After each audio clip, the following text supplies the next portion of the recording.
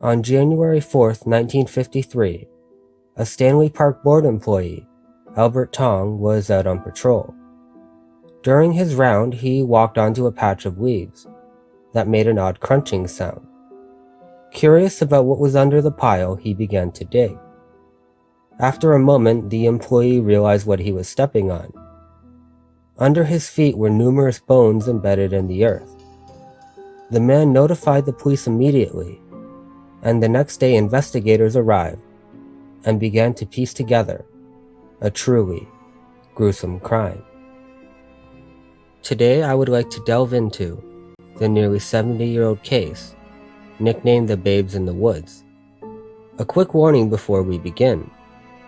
During this video, I will discuss how the children were murdered, as well as other details you may find a bit hard to hear, including who indeed may have committed the crime.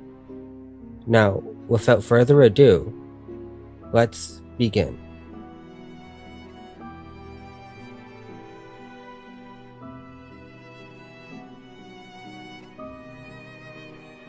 When authorities arrived, they began to dig. After uncovering branches, dirt, leaves, and other debris, they then unearthed a decomposing woman's fur coat. Underneath the coat, they found the remains of 2 children, as well as a layman's hatchet, which later turned out to be the murder weapon. They also found ripped and torn pieces of children's clothing, a woman's size 7.5 penny loafer shoe, a rusted-out metal lunchbox, and 2 leather aviator caps. One of the skulls matched a wound that the blade of the hatchet would produce, while the other matched a wound from the hatchet's hammering end. Immediately after the remains were found, it became a major news story, not just in Vancouver, but across North America. Photos of clothing and other objects found were posted in the paper. Missing person cases from around the continent were also checked, and a plaster cast of the skulls were made. Unfortunately, no one came forward to claim or identify the remains.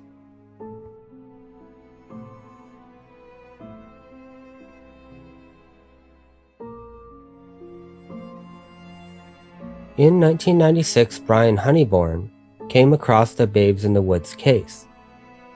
Since then, he continued to look into the files, even after his retirement in 2001. During his time, he has poked holes in some of the earlier findings, one of them being the year of the murder.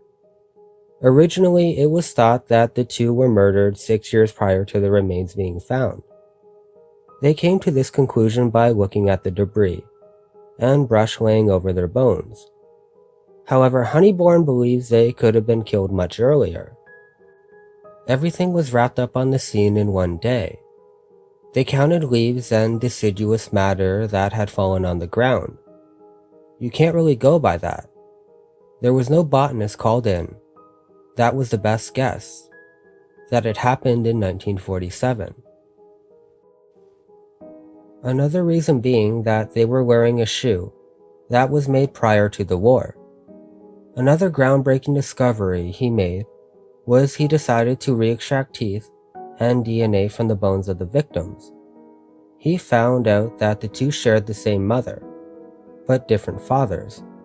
And even more shocking, the remains were not of a boy and a girl, but of 2 boys. This is important because the police asked the public if they saw a woman with a boy and a girl in the park in 1947, instead of 2 boys.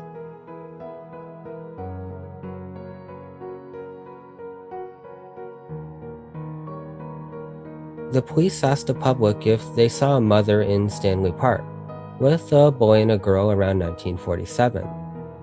There were hundreds of tips. Unfortunately, the leads mostly proved to lead nowhere. However, there were a few leads that Honeyborn pursued over the years. One being a woman who stayed in the New Haven hotel with 2 young boys but then suddenly disappeared. Another being a woman from Misson who hitchhiked to Stanley Park with her 2 young boys. The boys were wearing aviator helmets, Someone reported a prostitute who lived with her father and 2 young boys in a house by the lighthouse at Prospect Point in Stanley Park. Finally, there are 2 accounts that Honeybourne believes are the best leads the case has ever gotten. A woman and a man was seen with 2 kids at Stanley Park with a hatchet. The woman was said to have disappeared into the woods with the kids and the man. She returned later with only the man. She also had blood all over her legs when she returned.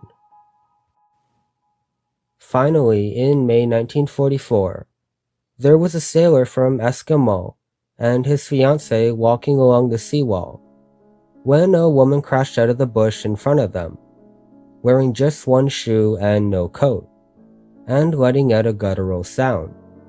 According to the report at the time, she took off running. Honeybourne passed this information off to Vancouver police, who checked school records to see if any boys went missing in May of 1944. Unfortunately, these accounts happened so long ago, none of them have led to an arrest.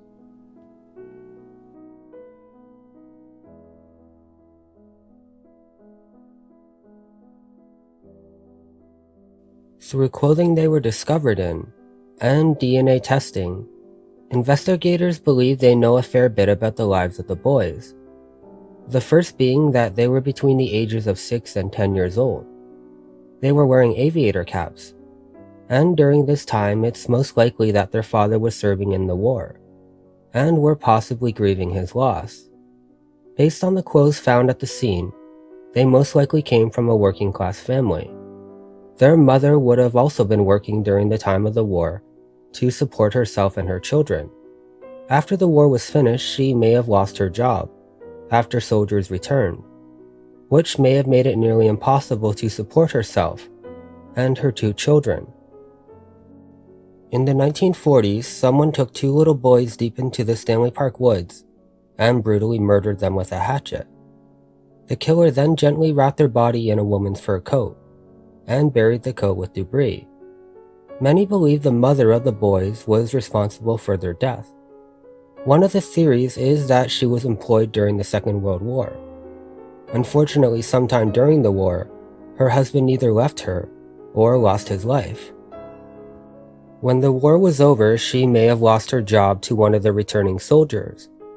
Without a means to take care of her children, and the stress of not knowing where her next meal would come, she may have suffered a mental breakdown and decided to end her children's lives instead of watching them starve. The way the coat was gently placed around the bodies could show remorse for what they have done. Since the murders happened over 70 years ago, the killer is most likely long dead and will never face justice for what they have done.